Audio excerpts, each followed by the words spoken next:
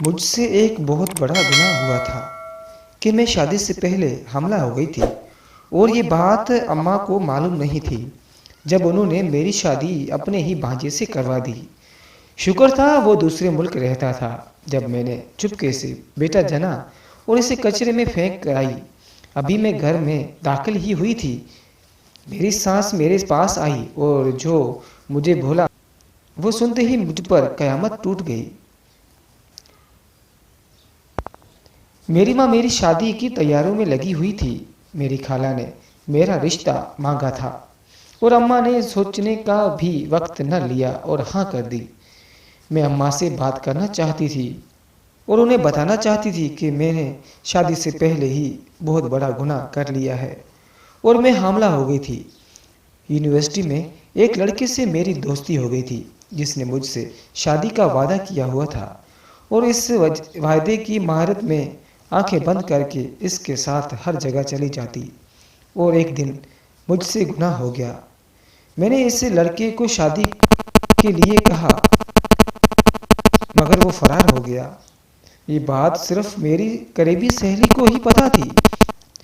اس نے کہا کہ اچھی بات ہے اگر تیری شادی ہونے والی ہے، اماں کو کچھ مت بتانا، شادی کے بعد موقع دیکھ کر اس بوجھ سے نجات حاصل کر لینا۔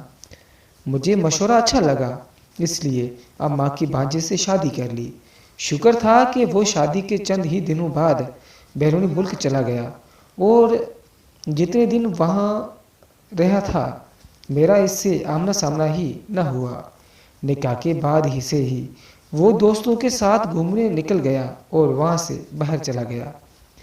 میں شادی کے کچھ دنوں بعد ڈاکٹر کے پاس گئی تو اس نے کہا کہ وقت زیادہ ہو گیا ہے، اگر آپریشن کروایا تو تمہاری جان بھی جا سکتی ہے، تمہیں اس بچے کو جنم دینا ہی ہوگا۔ میں پریشان ہو گئی، اگر خالہ کو پتہ چلا تو وہ مجھے گھر سے نکال دیتی اور میرے ماں تو شاید میری جان ہی لے لیتی۔ مجھے سمجھ نہیں آ رہا تھا کہ کیا کروں۔ میری خالہ کو مجھ پر شک نہ ہو، میں نے جھوٹ موٹ خالہ سے لڑائی کر لی اور نیچے والے پوزیشن میں شفٹ ہو گئی۔ خالہ اپنے کمرے میں ہی رہتی اور تصویبہ پڑھائی کرتی رہتی۔ اس کے گھٹنوں میں درد تھا، وہ سیڑھیاں اتر کر اپنے کمرے میں ہی رہتی اور تصویبہ پڑھتی رہتی، اسے نیچے نہیں آ سکتی تھی، اسی لیے میں آرام سے اپنے دن پورے کرنے لگی۔ کبھی کبھی مجھے ایسا لگتا کہ میری خالہ میری ایک ایک حرکت پر نظر رکھی ہوئی ہے۔ چور میری اندر تھا، اس لیے مجھے لگا کہ یہ وہم ہے میرا شوہر تو جیسے مجھے باہر جا کر بھول گیا تھا، اور مجھے بھی اس کی کوئی پرواہ نہ تھی۔ مجھے اپنی فکر پڑی ہوئی تھی، میں نچلے والے پوزیشن میں آزادی سے رہ رہی تھی۔ کبھی کبھی خود ہی اماں کے پاس گھنٹے 2 گھنٹے کے لیے آتی تھی تاکہ اسے شک نہ ہو۔ ڈاکٹر کے پاس چیک اپ کے لیے جانا ہو تو میری سہیلی میرے ساتھ چلی جاتی اور وہاں خود کو میری نند بتاتی۔ جس دن میری ڈیلیوری ہوئی تھی میں نے اس دن ساس کو کہا کہ میں اپنی سہیلی کی شادی پر جا رہی ہوں، 3-4 دن بعد آؤں گی۔ گھر سے میں سہیلی کے ساتھ اسپتال چلی گئی۔ میرا بیٹا پیدا ہوا، وہ بہت ہی خوبصورت تھا، لیکن میں اسے اپنے پاس نہ رکھ سکتی تھی۔ 2 دن اسپتال میں رہ کر میں گھر آنے لگی تو راستے میں ہی چپکے سے بچے کو کچرے کے دان میں پھینک کر آئی۔ ابھی گھر ہی آئی تھی کہ میری سانس نیچے اترتی دکھائی دی اور میرے پاس آ کر کہنے لگی تو بچہ پیدا کر کے اسے پھینک کے آئی ہے۔ یہ سنتے ہی میرے سر پر قیامت ٹوٹ پڑی۔ ساس کو کیسے پتا چلا یہ سب؟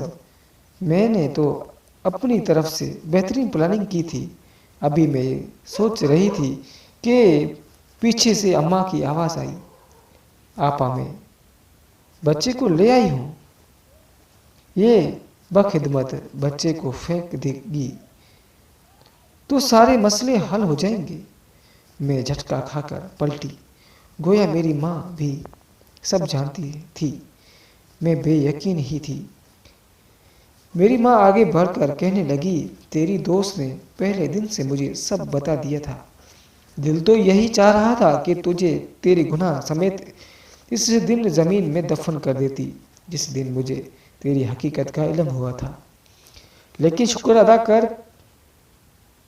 کہ تیری خالہ نے مجھے وقت پر روک لیا اور اپنے بیٹے کا رشتہ پیش کر کے میری اور تیری عزت کا بھرم رکھ لیا، ورنہ میں کسی کو منہ دکھانے کے قابل نہ رہتی۔ تجھ پر ظاہر اس لیے نہ کیا کہ تجھے رخصت کرنا ضروری ہوگا۔ خالہ کہنے لگی، لاؤ یہ بچہ مجھے دو، اسے کچھ دن میں سنبھال لوں گی، کیونکہ اسے جب اپنے شوہر کی حقیقت معلوم ہو گئی تو یہ بستر سے لگ جائے گی، صدمہ پہنچے گا۔ اس اماں نے مجھے بتایا کہ خالہ کا بیٹا جس سے میری شادی ہوئی ہے وہ ذہنی معذور ہے اور اس کا ذہن ابھی تک بچوں والا ہے۔ خالہ نے لوگوں کے سامنے اپنی ذہنی بیماری بیٹے کی شادی کروا کر اسے دوبارہ باہر بھیجوا دیا تھا، خود میرا بچہ ہونے کا انتظار کرنے لگی تاکہ سب لوگ کو یہی لگے کہ یہ میری اور میرے شوہر کی اولاد ہے۔ پاکستان میں کسی کو علم نہیں تھا کہ خالہ کا بیٹا پاگل ہے۔ خالہ نے کہا، میں نے اپنی بہن کی عزت بچانی تھی، بچا لی، اب تمہیں بھی فیصلہ کرنا ہے کہ اب تم اپنے بچے کو لے کر یہاں سے جاؤ گی یا میرے بیٹے کی بیوی بن کر رہو گی۔ میں نے اماں کی طرف دیکھا تو انہوں نے منہ موڑ لیا، تو میری شکل تک دیکھنا نہیں چاہتی تھی۔ میرے پاس اور کوئی حل نہ تھا کہ میں اپنی زندگی اپنے معذور اور پاگل شوہر کے ساتھ گزاروں، کیونکہ میرے گناہ کی یہی سزا تھی۔ میں نے خالہ کو کہا کہ میں وہی کروں گی جو آپ چاہیں گی۔